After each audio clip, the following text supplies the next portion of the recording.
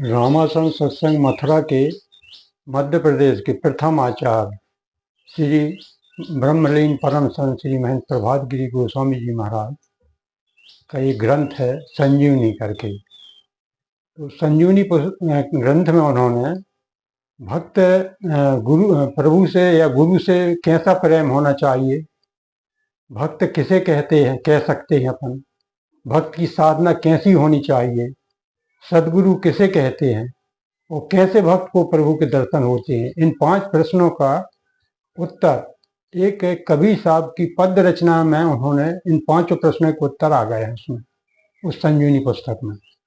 तो उन्होंने क्रमशः प्रभु से प्रेम कैसे होना चाहिए अपने इष्ट से, उन्होंने 3 उदाहरण दिए उसके लिए।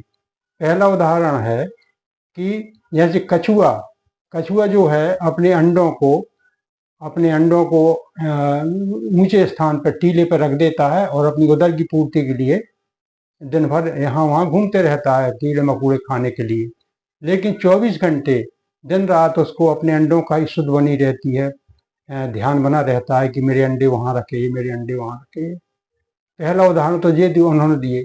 दूसरा उदाहरण उन्होंने चातक पक्षी का दिया। उस जमाने के अनुसार उनको यही उदाहरण सहज समझ में आए। तो चातक पक्षी जो है, जब तक उसको चातक पक्षी को स्वाति जल नहीं मिलता, स्वाति नक्षत्र एक होता है उसका जल, और जब तक उसको उसकी बूंद, स्वाति नक्षत्र की बूंद जब तक उसको प्राप्त नहीं हो जाए जब तक उसको तृप्ति नहीं मिलती। सरिता मतलब नदी के किनारे भी नहीं जाता और वो अपने मुंह को ऊपर आकाश की ओर किए रहता है और स्वाति जल की प्रतीक्षा करते रहता है। उसकी लगन इतनी दृढ़ होती है कि प्रभु कृपा से और स्वाति नक्षत्र का जल उसके मुख में चला जाता है और उसको तृप्ति मिल जाती है।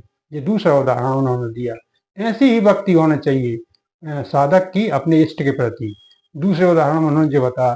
तीसरा उदाहरण उन्होंने चकोर पक्षी का दिया। जैसे चकोर पक्षी जो है दिन रात अपनी तन की शुद्ध भूल के और चंद्रमा की ओर टकटकी लगा के देखते रहता है, और जब उसका शीतल रस उसको प्राप्त हो जाता है तब उसको तृप्ति मिलती है। ये 3 उदाहरणों से और कबीर साहब ने अपने पद्य रचना में और कहा है कि इस प्रकार से जब साधक या भक्त अब प्रभु के प्रति, अपने इष्ट के प्रति प्रेम रखेगा तो तब उसको ही हम भक्त कह सकते हैं और वो भक्त कहलाने लायक। अब उन्होंने इसमें एक शर्त भी रखी है भक्त की कि ये इस प्रकार की साधना तो वो करे लेकिन प्रकट ना हो गोहरावे, मतलब किसी को आपके साथ में अंग संग में रहने वाले को भी ये प्रकट ना होना चाहिए कि वो आपके मन में क्या चल रहा है, आप किसकी साधना कर रहे हैं।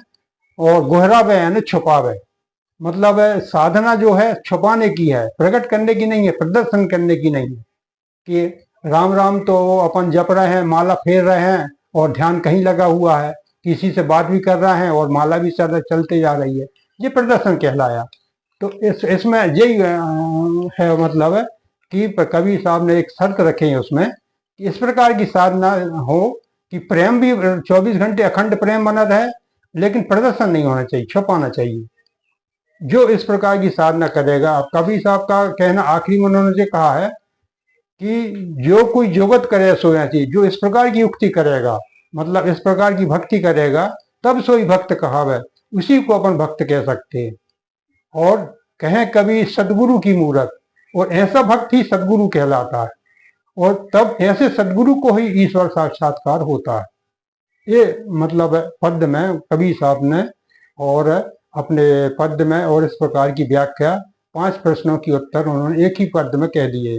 अब इसको उन्होंने हमारे परम संत श्री महेंद्र प्रभात गिरी गोस्वामी जी महाराज ने इस पद्य को उन्होंने अपने व्यक्तिगत जीवन में सच पाया, अपने अभ्यास में उन्होंने सच पाया कि ऐसी भक्ति उन्होंने करके देखा और उसके उनका लाभ मिला, तो उन्होंने इसको अपने संजीवनी ग्रंथ में इसको प्रकाशित किए। पद्य में होने के कारण बहुत से साधक उस बात को समझ नहीं पाते, इसीलिए मैंने उस पद्य की सरल हिंदी भाषा में और उसकी व्याख्या अपने टूटे फूटे शब्दों में आपके सामने प्रकट किया, और इस प्रकार से उसकी व्याख्या को मैंने आप लोगों को सामने प्रस्तुत किया। अब आप उसका लाभ उठाना चाहें तो उठा सकते हैं भाई।